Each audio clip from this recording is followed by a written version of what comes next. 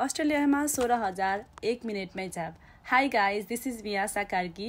हजुरहरूलाई मेरो भिडियोमा स्वागत छ। फर्स्ट टाइम म जापानिज फुड ट्राई गर्न गइरहेको छु। लेट्स सी होइन कस्तो हुन्छ। आइल सो यु डिटो है त।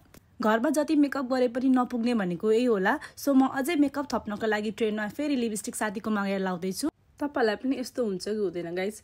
जहिले मेकअप गरेर गइसकेपछि केही न केही पुगेको छैन जस्तो लाग्ने, त्यो चाहिँ मलाई सधैँ हुन्छ है गाइज। के भएको I don't know. Okay, let's talk about food है त। हामीले अलरेडी थाई फुड ट्राई गरिसकेको कारणले let's try some Japanese food होइन भनेर चाहिँ हामीले डिसाइड गऱ्यौँ। सो हामी त्यसको लागि चाहिँ टाउन हल गयौँ। सो मेरो साथीहरू सबै त्यहीँ पर्खिरहेको थियो। त्यहाँको इन्भाइरोमेन्ट, मर्निङको इन्भाइरोमेन्ट साह्रै राम्रो थियो। सो हामी लाग्यौँ इस्यो माचातर्फ। त्यहाँको डिजाइनहरू अनि त्यहाँ रिलेटेड चाहिँ यो जापानिज फुड भनेको रिलेटेड चाहिँ माचा रहेछ कि माचाहरू यस्तो टाइपको रहेछ। सो हामी त्यहाँ बसेर मस्त फोटोहरू खिच्यौँ। अर्को साथी चाहिँ भिडियोमा आउन चाहेन। सो हामी चाहिँ अलटुगेदर 4 जना गएका थियौँ।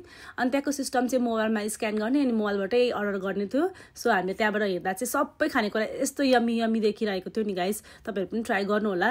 हामी चाहिँ लिस्ट बनाउँदैछौँ क्या के खानेकुरा हामी खाने ट्राई गर्ने भनेर। We already try Thai food. अब जाऊँ न त जापानिज भन्ने टाइपले हो। अब त्यसपछि यस्तै गर्दै गर्दै लेट्स सी होइन कतिवटा हामीले चाहिँ लिस्ट बनाउन जान्छौँ। सो यो चाहिँ चिकन कास्टो थियो अनि यो चाहिँ यमी नै थियो गाइज। त्यो चिकन क्रन्ची चिकन थियो होइन, फ्रेस अनि सफ्ट बाइट, सो यमी। अनि यसमा चाहिँ प्यानकेक रहेछ होइन। यो चाहिँ यत्रो ठुलो देखे पनि खाँदा चाहिँ सानै जस मुखमा मिलाइहाल्थ्यो। अनि यो भनेको चाहिँ यो चाहिँ फिससँग रहेछ अनि यो चाहिँ हल्का फिसी सस गनाइरहेको थियो, गुलियो थियो। त्यही भएर हल्का अलिकति अगाउँदै आएर होला सायद मलाई चाहिँ हल्का अलिकति अमन भइरहेको थियो यसको गुलियो टेस्टको कारणले, सिविड पनि गनाइरहेको कारणले। हामी यति एक्साइटेड भएछौँ नि गाइज, यति मगाएछौँ नि। ओ माई गॉड, 4 जनाको मान्छेको लागि यति धेरै खाना, टु मच ला हामी फ्याल्ने भयो भन्दै हामी चाहिँ एकअर्कालाई हिँडिरहेका थियौँ। बट स्टिल वी ट्राइड है। हाम्रो भरपुर कोसिस गरेर त्यो खाना चाहिँ फिनिस गर्ने कोसिस चाहिँ गऱ्यौँ। सबैहरू मिठो थियो। अनि मलाई चाहिँ सबभन्दा धेरै मन परेको भनेको चाहिँ यही फ्राइड राइस थियो होइन। यसमा चाहिँ जो सिविड हाले पनि स्टिल इट गुड होइन।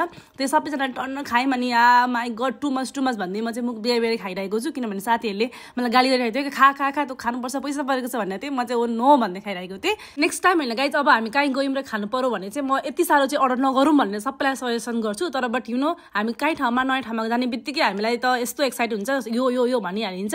सो त्यसको साथसाथै हामीलाई डिजर्ट आएको थियो। यो डिजर्ट हेर्नु गाइज, त्यति अगाएको मान्छेलाई अझै यो डिजर्ट खानु पर्दा त ओ नो भइरहेको थियो, किनभने यति धेरै थियो कि एउटा मगा हुन्थ्यो भनिरहेको थियौँ।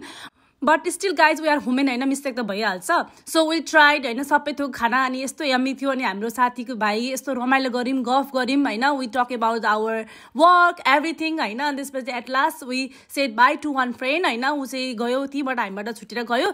अनि हामी 3 जना लाग्यौँ एउटै ट्रेनतर्फ। So this was our last meeting to her. अनि हामी यो गुड बाई मिटिङ थियो। ऊ चाहिँ अर्को ठाउँ जाँदैछ कहीँ काम गर्नको लागि।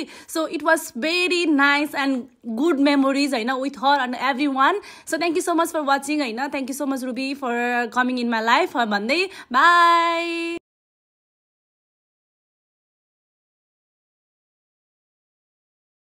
एकजना नेपाली, एकजना चाइनिज, एकजना इन्डोनेसियनलाई चाहिँ भिडियोमा आउन मन लागेन अरे। अनि त्यही भएर उसलाई हामीले त्यहीबाट भिडियोमै नदेखाइकन बाई भन्दै हामी 3 जना लाग्यौँ हामी एकैतर्फको गन्तव्य। सो एउटा साथीको हाम्रो लास्ट भेट थियो अनि त्यही भएर लास्ट मिटिङमा हामी उसलाई गुड बाईको लागि हामी यो मिटिङ गरेका थियौँ। सो बाई साथी, सी यु नेक्स्ट होइन, नेक्स्ट टाइम होइन, कतै भेट भयो भने भेट बोल भन्दै अहिलेलाई bye, have a nice day अनि thank you so much for watching my video. By.